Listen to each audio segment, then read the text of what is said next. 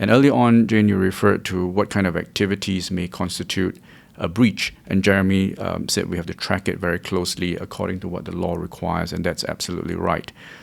You also asked, what about exfiltration, and what about what if it's not exfiltrated? So I think that's where we don't want to fall into a binary decision of saying if it's exfiltrated, then yes, you have to notify. If it's not exfiltrated, you don't have to. That's not necessarily the case, because there have been instances where data have been accessed but not exfiltrated. That is still a breach if the access is unauthorized. Data can also be encrypted but not exfiltrated. Correct. That right. is also taken to have been unauthorized the handling of data, and therefore a breach. So we need to look at that all quite carefully. Now, obviously, exfiltration, which is the transfer out of data, that would also constitute a breach if it's unauthorized. That would also carry with it that much more risk because of the dangers of that information being potentially leaked on the dark web or the internet. Right. And it carries with it additional exposure. But the baseline threshold of data breach is actually quite low. Anything that is unauthorized from a handling of data could constitute a data breach.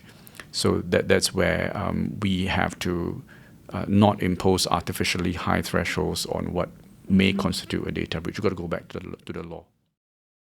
Apart from all these evolving laws and data protection, I think one aspect of development will be the specific protection of an individual's right. And therefore the creation and the support over a private right of action. Because right now what we have seen a lot of would be regulators going after organizations for breaches. What we are going to see increasingly more of would be individuals going after organizations as well. Interesting. And recently in Singapore, in a case that went up to the Court of Appeal, the courts actually overturned an earlier judgment and ruled that a private individual has a cause of action for emotional distress. So it's not just pecuniary or monetary loss and damage for which an individual can make a claim, but emotional distress can amount to a head of loss as well, for which damages can be claimed.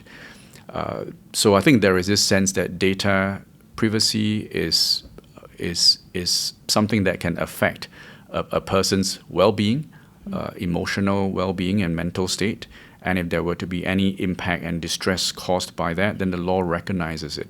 I think this will start to grow, and I think as more matters get brought forward, when there are unfortunately more data breaches that may occur, individuals are going to know what their rights are, and that's an area that we will look at on the horizon. Oh, okay. So it sounds like it will be quite a busy few years for you and Jeremy to deal with all these individual cases that's going to be coming out before courts.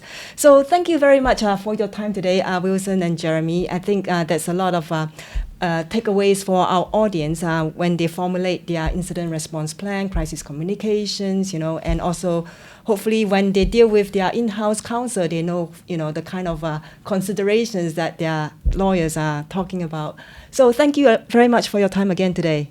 Thanks, Jane. Much appreciated. Thank you.